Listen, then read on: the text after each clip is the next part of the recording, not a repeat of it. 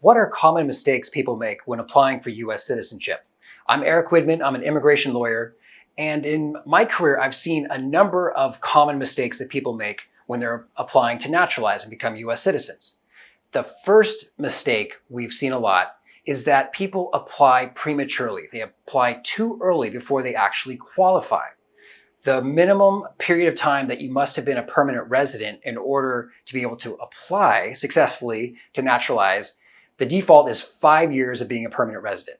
But if you're married to a U.S. citizen, you can apply in 3 years. So sometimes calculating that can be tricky. It's from the time you received your green card rather than the time you applied to adjust status, for example. So that's quite important. And you also want to make sure that you've lived at your current address for 3 months, because if you haven't lived there 3 months, then you're not eligible to apply in that USCIS jurisdiction. Mistake number 2 is not having spent enough time physically present in the US. You have to meet the physical presence test of spending at least half of your time within the United States. And so the N-400 form requires you to total up all of the trips that you've taken outside the US lasting more than 24 hours. So you've got to write down all those trips overseas. You don't have to go back like you used to beyond 5 years, but you've got to, especially if you travel a lot as a business person or student or whatever you're doing, you've got to list all those out. And sometimes it can be tricky to calculate the days exactly. We recommend an online date calculator, date and time. There's a couple different internet calculators just to make sure you're getting those dates correctly.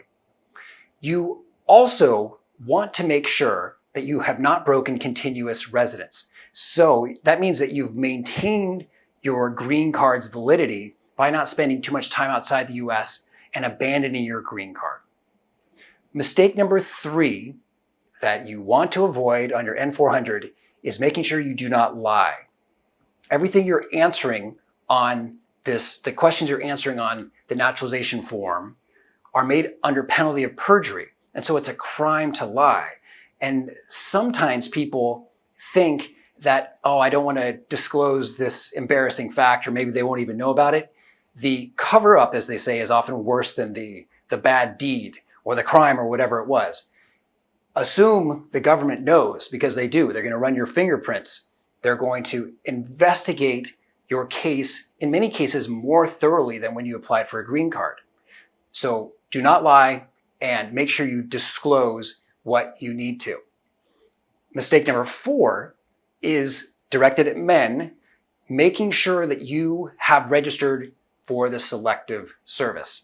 So that means you have to register for the draft if you are what the Selective Service calls an immigrant male between the ages of 18 to 25. So that includes undocumented immigrants. It includes asylum seekers. So if you have a green card in particular, you have to, and you're in these other categories, you definitely have to register for the Selective Service. Now, and if you don't, that's a disqualifier.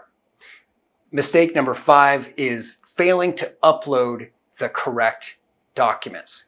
So you have to provide translations. And by the way, most filings are going online, and you're still currently, when this video is going on, able to mail in applications, but the prediction, the forecast, the writing on the wall is that everything's going to be online in a number of years. So uploading documents is going to be the norm. You have to upload translations, all the required documentation, especially if you are married to a U.S. citizen and applying in a shorter period of time. So if you're applying in a 3-year time frame rather than 5 years, you have to show your genuine marriage to your U.S. citizen spouse. Make sure you provide all those documents. You don't want to get a request for evidence.